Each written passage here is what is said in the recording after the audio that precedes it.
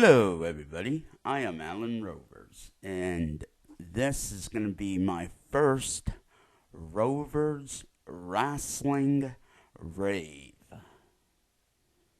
The Survivor Series is coming up, and I think they should have had Dolph Ziggler defend his Intercontinental title. I think they should have had a U.S. title match, too. But no, they have both of the mid-card champions in the Survivor Series match. And, big surprise, they have no world title match. Now, to me, there was no point in taking the belt off of Daniel Bryan. I mean, you're going to sit here and be like, you're injured. You can't defend the title. So we're going to take the belt away from you. And we're going to give it to this guy who's only going to show up once in a blue moon. And yeah, screw you, Daniel Bryan. Right? Anyway, I just don't get it. It would seem like they would put in the contract every major pay-per-view, which would be Royal Rumble, Survivor Series, WrestleMania. The champion has to show up. Whoever made Brock Lesnar's contract didn't do a good job. And, Brock Lesnar, to me, isn't that big of a draw enough. He's not, it's not, he's a big draw, yes, but I don't think he's, I don't know what I'm trying to say. I guess I'm trying to say that he's not, okay, forget about Brock Lesnar for a minute. Nobody is a big enough draw to, you hand the belt to them and they not show up for pay-per-views. Or at least do video packages every week for them, be like, have him at home, have him, at the gym or something. I believe someone on their podcast said this, and maybe a few people have said it, but, I agree.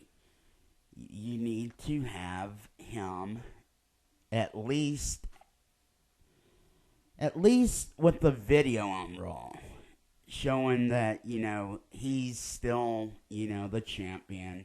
That way people don't come back to wrestling, don't turn on the show and they're like, wait, where's the champ? Oh, yeah, that guy who never shows up, he's got the belt. Okay. The guy who's never on TV, he has the belt. Why can't they do, like, little video packages, promos, vignettes, or whatever you want to call them? Showing him, like, I'm the champ, and, yeah, no one can beat me. I think he should have been a part of it, of Survivor Series. He might still be, I doubt it. Monday night they might come out and be like, Brock Lesnar is going to be at Survivor Series. And I think he should be. I think he should come out like at the end of the match and F5 the heck out of the winner. I think there should be a sole survivor. And he should come out and F5 them. And I think that sole survivor should be Seth Rollins. Why do I think this? Okay, I know I'm predicting right now that Seth Rollins is gonna be not the sole survivor, but he's gonna probably be the one to get the final pin. And it's not so Brock Lesnar can come out. It's so Randy Orton can come out and RKO him. I doubt the Authority's going to lose because why would they? You know, it makes no sense for them to lose because then you won't have nobody on Raw calling the show, calling the shots. Well, you got Michael Cole, King, and JBL calling the show, but barely. But you won't have anyone calling the shots. You know, two people get in a fight. What are they going to do? Michael Cole's going to stand up. Attention! I have just received a text message from the anonymous general manager. You know, or some stupid crap like that again. Yeah, let's bring back the anonymous GM who was Hornswoggle, I believe. Yeah, let's bring Hornswoggle back. Isn't he like Mini Miz or something? You know, they seem to be pushing Los Matadors, and they got the bull with them. To me, they should start, you know, if they're really taking the Los Matadors seriously now, they should put Hornswoggle with Goldust and Stardust and call him, like what, Horns Dust? That don't sound good. I'm trying to keep everything clean, but anyway, they should Mini Dust or something. Bring back Mini Dust. Give him the Mini Dust gimmick. We need to bring back Blue Dust, I believe. I don't know, I'm being stupid. But if they're pushing Los Matadors to a title shot, it would make more sense for Hornswoggle to team with Goldust and Stardust than be like a Mini Dust. Like,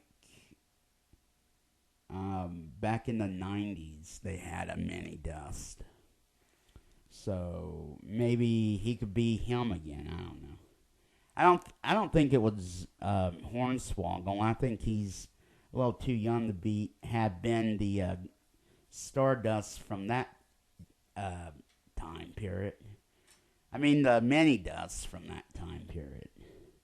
But they should give him like a gimmick like that. Since him and Bull Boy, El Torito already have a feud going on. Anyway, let me get back to the main event of Survivor Series. Randy Orton's supposed to be out because Seth Rollins curb stomped him. So yeah, it would make sense for Randy Orton to come back, especially since the pay-per-view's in his hometown. Come back at the end of the match and curb stomp him. And what I was saying about it not making sense for the Authority to lose, like I said, if they lose, there's no one calling the shots. You notice how Vince McMahon, and again, this might come up Monday night, but Vince McMahon never said, and if John Cena's team loses, I think I sound more like Shawn Michaels than Vince McMahon. I don't know. You know, he never said if Team Cena loses, like John Cena doesn't get his title shot. Sheamus can't be the U.S. champion ever again. Dolph Ziggler has to defend his Intercontinental title in a 5-on-1 handicap match. Or, you know, he never set a stipulation for Team Cena. So, that's why I think, you know, Team Authority's going to win. Those two reasons.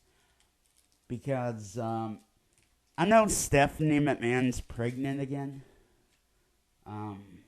But, still, you can have Triple H on it. You can have Kane on there doing stuff. You know, you don't need her. We don't need her. God, no, we don't need her. I mean, I like Stephanie McMahon, but sometimes she's just a little bit annoying, you know. Not to say that Triple H and Kane aren't. Freaking Kane coming out there, man. you know, it sucks. You see this guy, he was a dentist, then he was the fake Diesel, then he was the Big Red Machine, and now he's a corporate guy. You know, and No Mercy, I believe it was. I don't know what I did. I put Kane in a suit because I put him in a red suit and I put Undertaker in a purple suit, and I don't know what I was doing. I think I was making them like a mob or something. Main Event Mafia. Yeah, they stole my idea. TNA stole my idea. No, I'm kidding. But yeah, I was doing something like the Ministry Mafia or something, I think. I don't know. I had Mankind in it too. I don't know. I was doing something stupid. You know, I was a dumb kid, so. Anyway, the reason it would make sense for Brock Lesnar to attack Seth Rollins is because Seth Rollins attacked Brock Lesnar and got no backlash from it. And, you know, to me it would make sense for Brock Lesnar to want revenge on Seth Rollins. Because, hey, you tried to take my title. Maybe, you know, Brock Lesnar defeated the biggest face in WWE. Whether you like Cena or not, Brock Lesnar defeated him. And he is, without a doubt, the biggest face in WWE. I can't see Daniel Bryan and Brock Lesnar being a match. So, and Daniel Bryan's out. And Roman Reigns is out. Roman Reigns is probably the most believable person right now I can see being a threat to Brock Lesnar, and he's out. So maybe Brock Lesnar returns, and he's a face now. And, yeah, maybe they do like a little face turn for him. Or maybe he'll be like a, in between heel and face, a tweener. I almost said it. But anyway, maybe he'll be like a tweener. And he'll be like, I ain't taking crap from the Authority. I ain't taking crap from Cena. I'm going to beat both of you up. And that's the way it's going to work. You know? I really think that would be a good idea. Ryback, I want to talk about him for a little bit. They bring him back as a face, and then they just turn him heel like that, and now he's like a tweener now. You know, obviously he's probably going to join Team Cena. I mean, you know, and they got Harper joining Team Authority. So, yeah. Something about Team Authority I find funny is Rusev and Mark Henry had a very, very, what's the word? A very deep, I guess, feud not too long ago. And now they're buddies. When everyone was arguing in the locker room, I thought that's what they were arguing about. Like, hey, me and Rusev just got done beating the heck out of each other a month ago. I mean, well, I can't trust him. But no. Oh, we can't trust Ryback. We can't trust Ryback. It's like you're standing right next to the guy who made you pass out in a move, made you tap out. And you can't trust Ryback? You got a guy on your team who says Americans are stupid, and you can't trust the Feed Me More guy? The guy that comes out there, oh, I'm Ryback, feed me more. My opponents are stupid. You know? And you're going to trust the Russian guy or Bulgarian guy who says, Americans are stupid, or whatever he says. I don't know. I don't. He talked a few times, so I can't do it. I can't do accents good. I can't do impressions good. So I apologize. If you like hearing bad, if you like hearing bad impersonations, please subscribe. I think since they're not having a WWE title match, they're not having a U.S. title match, they're not having an Intercontinental title match, I think they need to have a good tag team match. And a good tag team match for Survivor Series, in my opinion, would be a Fatal 4-Way elimination tag. I don't think I said that right. Fatal 4-Ways are one fall to a finish, I believe. A 4-team elimination tag. And, you got the champs, Goldust and Stardust. You have the Usos. You have Los Matadors.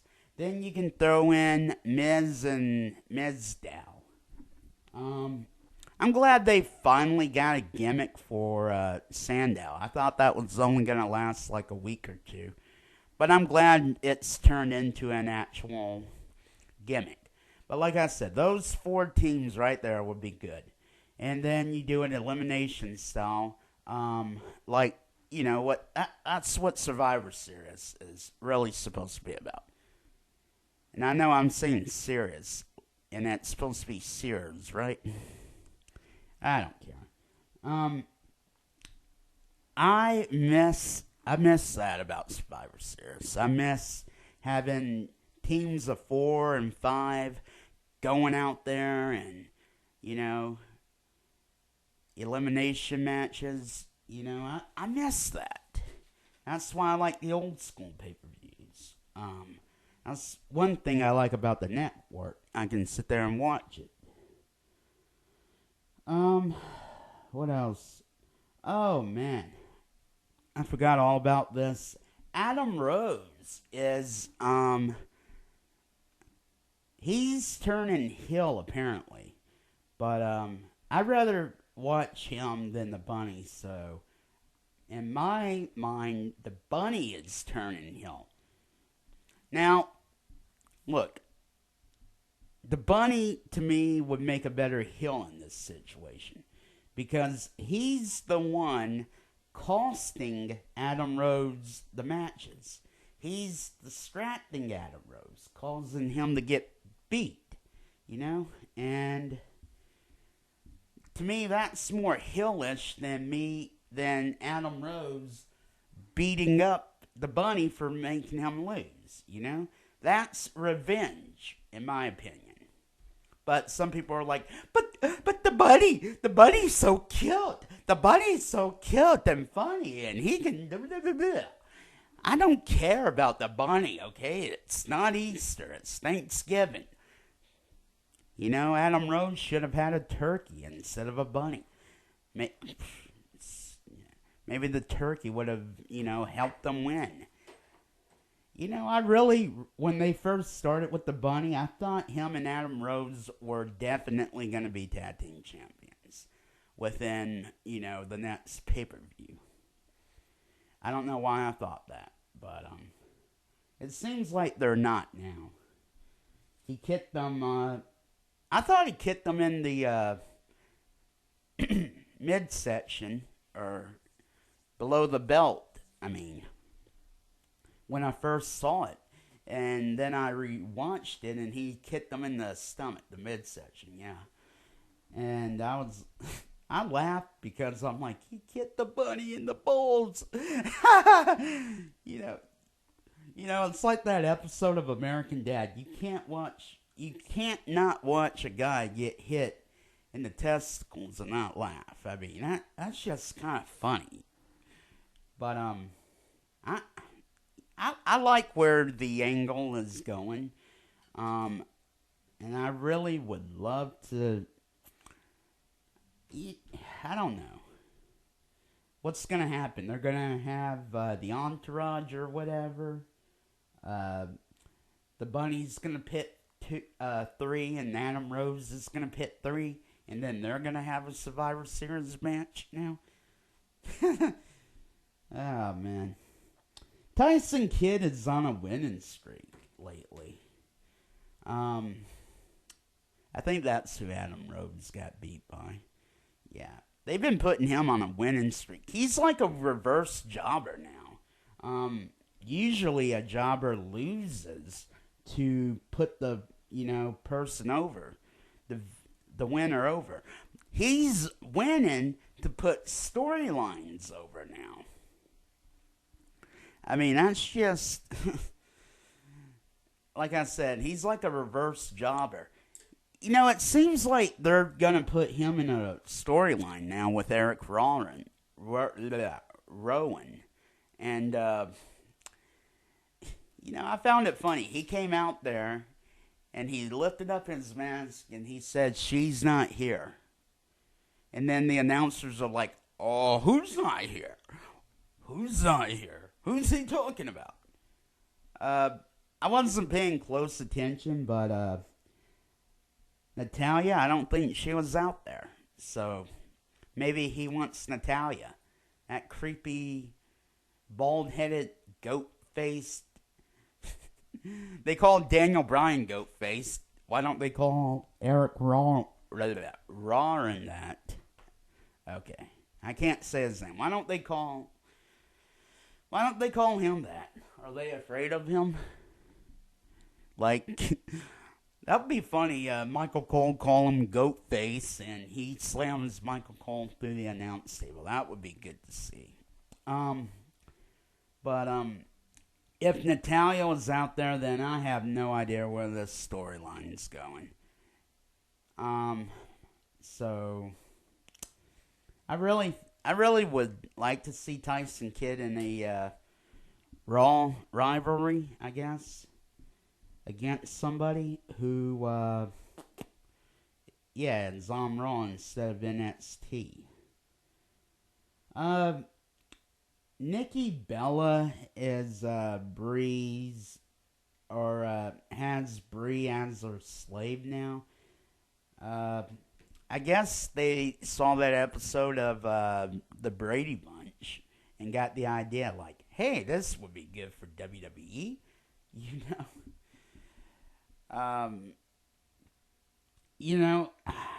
I don't have cable. I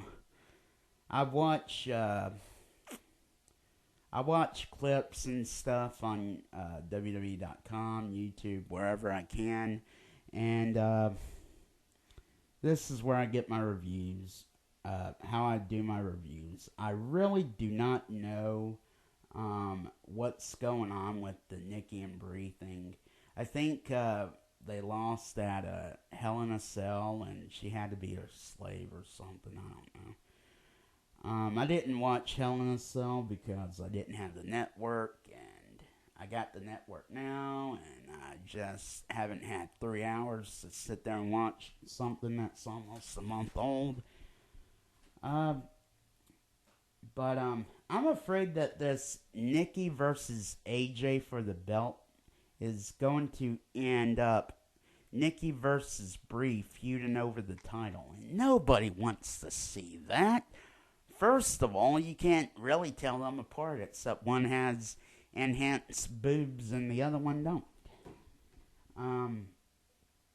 But no one wants to see the Bellas go at it in the ring. I know some people are probably like, I'd love to see the Bellas go at it. You pervert. Shut up. Quit trying to make my show dirty. Anyway, we got Bray Wyatt and Dean Ambrose in a feud now. I like this because their gimmicks seem to blend well together. You got Dean Ambrose, who's crazy. You got Bray Wyatt, who's crazy. You put two crazy people together. That's why people wanted to see Cactus Jack and Sabu, because both of them did stupid stuff and were hardcore, This makes perfect sense for these two to be in a feud. And I would hope that with the writing staff they have now, that it wouldn't go south like everything else. You know what I mean? It wouldn't suck because they have good concepts, they have good ideas, but if you don't know how to write it, if you don't know how to book it, if you don't know how to, put it together. I mean, I'm a musician, but if I said, okay, I think I'm going to put this drum beat here, this guitar riff here, this, bass line here, excuse me, then, it wouldn't make any sense.